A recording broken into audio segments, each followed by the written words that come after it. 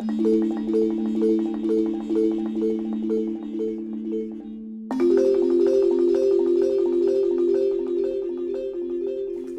be a Christian and to be an anti-Semite is a contradiction of terms. It is to hate your own heritage, to hate the foundations of your own faith. So our support for Israel is not premised on human rights, on justice. Admittedly, there are elements of that in this noble cause. But our support stems from the belief and our love of God, our unshakable belief in God's covenants, that they do not change. In Numbers 23, we learn that God is not a man that he should lie, not a human being that he should change his mind. So when he makes a promise, that promise is forever. We know in our common scripture that God promised this land to Abraham, and that promise was repeated several times in scripture. And this we hold on to. You heard in the clip before that talked of blessing Israel, that if you curse Israel, you'll be cursed. I ask you, who would want a curse upon himself, upon his family, or indeed upon his nation? And that is why we stand to say that South Africa, indeed Africa, will not be cursed.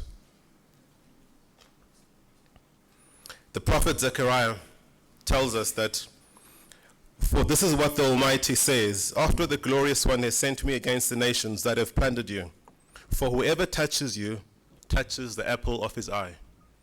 So if Israel is the apple of God's eye, and we say we love God, it therefore follows that we will love what the Almighty loves.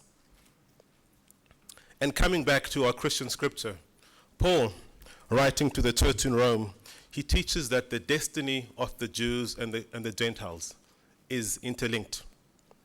To illustrate this interdependence, he uses an agricultural metaphor of an olive tree.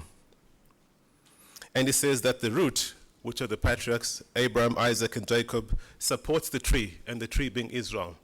And we, the Gentiles, are the branch. He then further says that the Gentiles should not be so arrogant as to consider themselves more important than the root, for it is the root that supports us. It is the root that nourishes us. So we stand with Israel because we understand Scripture.